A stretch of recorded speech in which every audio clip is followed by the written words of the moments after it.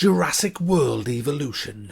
Is it worth a buy? Let's read the words of the developer. Place yourself at the heart of the Jurassic franchise and build your own Jurassic World. Bioengineer dinosaurs that think, feel and react intelligently to the world around them and face threats posed by espionage, breakouts and devastating tropical storms in an uncertain world where life always finds a way. Yes guys, it's Jurassic World Evolution, the game where you build your own death park. That's right, fill it with humans and then open the doors and just let rip. Of course, that's what you want to do. Why would you play this properly? No, I'm just joking. I haven't actually done that yet guys, but that's next on my list. I'm playing properly. So where am I at in this game? Well, I'm about 17-18 hours into it so far, and that qualifies me to be able to review it. I mean, I pretty much know the game inside out, back to front, sideways, upside down, from behind, you name it, I've done it.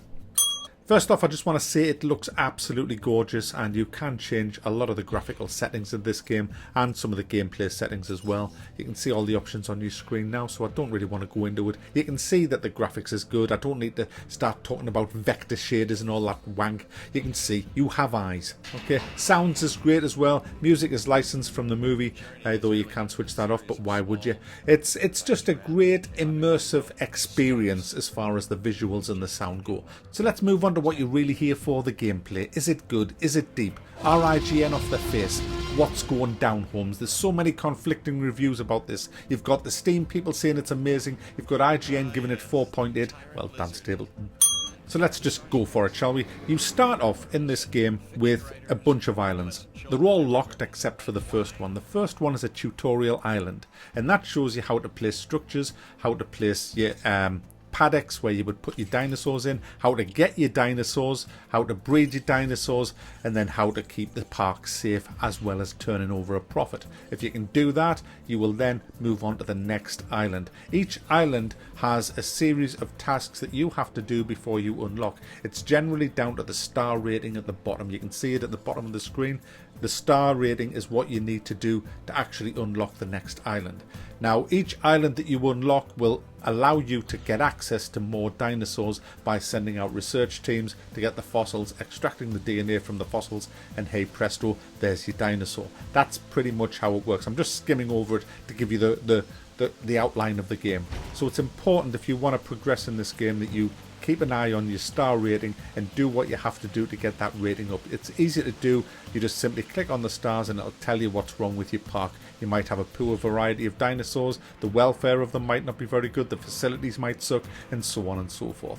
And as you unlock all of the worlds, you will eventually get enough dinosaurs to go back to your first world and give it a 4-star rating, which unlocks the sandbox mode, which is pretty much what everybody wanted in the first place. But that's the big island, and the sandbox mode in this game is actually the setting for the very first Jurassic Park. So it's all kind of tied in very closely to the franchise. The islands are, and obviously the dinosaurs are, but more importantly, so are the missions, and that is where the first big problem is, but I'm going to come to that in a minute. First of all, how do you play the game? Each building has to be connected with a path. Each building also has to be powered. If you have electrical fences, they have to be powered too. So there's quite a few buildings to place. There's power stations which have these little substations, and you can put the cables around your park to make sure that the electricity is flowing. There's an overhead management view where you can see where your power's going to and make sure that you have it all connected. You can also see from the management view where people are, where people are wanting to spend money, where people are hungry, where people have limited view, and all the rest of the information that you need to run your park. It's important to keep everybody happy in the parks or people will stop coming. You do that by having a variety of dinosaurs, having a safe park as well. A good safety rating is important. Having travel places, you can put the little gyro pods in, them little balls that you roll around in. You can have monorails and all of that kind of stuff. Park safety should also be paramount. You have ranger stations which have jeeps, and you can actually take control of the jeeps and drive around. The main function of the rangers is to keep the dinosaurs healthy by shooting health into them and cures into them when they get a disease, providing you've researched the disease in the research centre. They are also used for resupplying feeders which you have around. You'll have a carnivore feeder which might be a sheep or just or a goat rather, or just some meat, or you might have a herbivore feeder, which is plants, which is a bit odd considering their paddocks is full of plants anyway. Yeah, you'll see them eating grass and that, but it does nothing for the hunger. Anyway, let's move on. You also have air support, which is a helicopter, and again you can fly that helicopter around. You can shoot out of the helicopter in first person mode. It's all cool in that sense. Now the helicopter, they're used to tranquilize dinosaurs that get out the paddock, and they will get out the paddock. So you have to make sure that you have one of them pretty early doors in some of the scenarios, or people are going to get eaten. You can also hire in big heavy lifters to move tranquilized dinosaurs back into their paddock, providing your rangers have repaired the fence. I did skim over how you actually get the dinosaurs, but it's perfectly simple. You just send expeditions out to areas around the world that have fossils. You bring back the fossils and then you extract DNA from the fossils, and they will give you a little bit of a dinosaur. You might not get much, you might get 10% of a dinosaur or a little bit more, and what you have to do is keep sending expeditions out until you have enough percentage of a dinosaur to make it viable to try and recreate it. Now if that percentage is not very high, you're probably not going to recreate it, and it'll fail and you will lose a shit ton of money. For example, a T-Rex is 2 million. So if you don't have enough percentage on that T-Rex, you will lose 2 million. It's like a bit of an RNG thing, but it's based on the percentage. So it's important to keep sending out the actual expeditions. Now you will get missions. You'll get missions from 3 different people. There's security, there's entertainment, and there's research. And this is where I face-palmed, because all of these people are working for you. They're working at your park.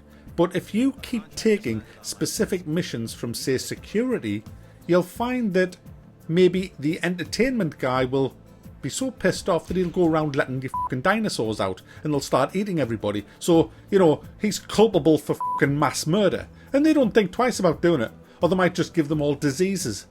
It's ridiculous, so you have to kind of balance out. But the problem is, if you do a mission for the security guy, your rating with the entertainment and the research will go down, which is ridiculous. Why would that even... It makes no sense to me at all. And the problem is, on top of that, you might have to get favour with one of them to unlock a new building. For example, I had to do very well with security to unlock a heavy electrical fence. So I had to kind of piss off the other 2, which meant I was getting me power sabotaged. I was having dinosaurs let out all over the place. It was chaos. It was still fun, but it was just ridiculous. And I found a lot of ridiculous things in this game. For example, like I mentioned, dinosaurs eating grass and the hunger not going down. I also found that I was doing things like building certain buildings, and then I would get a mission to build it. And I was like, well, hang on, I did that freaking an hour ago, man. Anyway, let's move on. Your dinosaurs, the main attraction here. Now, your dinosaurs belong in paddocks. Now, the paddocks that you build them have to have the right balance of everything to keep your dinosaur happy.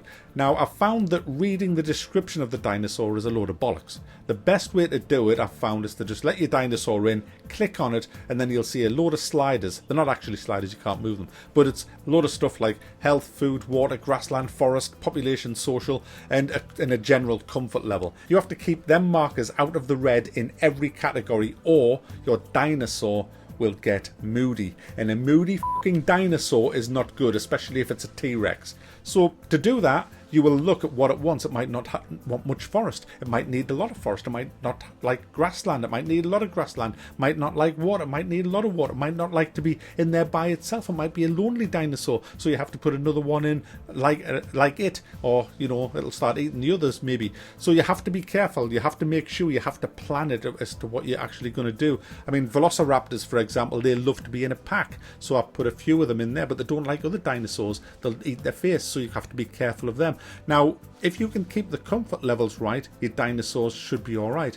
Until a storm comes. When a storm comes, certain dinosaurs, most of them, don't like the storm, and some of them will attempt to break out. So you have to build storm shelters, and this is so cool, guys. You build these storm shelters around the park, and when anything escapes, you click on one and select open all storm shelters, and the alarms go off, the sirens go off, and the PA announcer announces in all languages as well. It's so atmospheric to run like to the... Wait, she doesn't say that, obviously. Can you imagine that? Run like to the storm shelter, you're gonna die!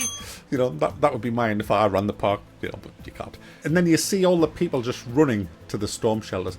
unfortunately, there's no children in this park. I mean, dinosaurs and children go together so well. I don't mean like in the same area, but you know, kids love dinosaurs. But I guess it's for some leftist fucking namby-pamby snowflake reason. Even though in movies you see kids dying all the time, but in this game, no kids allowed. No kids allowed in this game, which is a big shame because I would have loved to have seen children getting eaten off rabbits.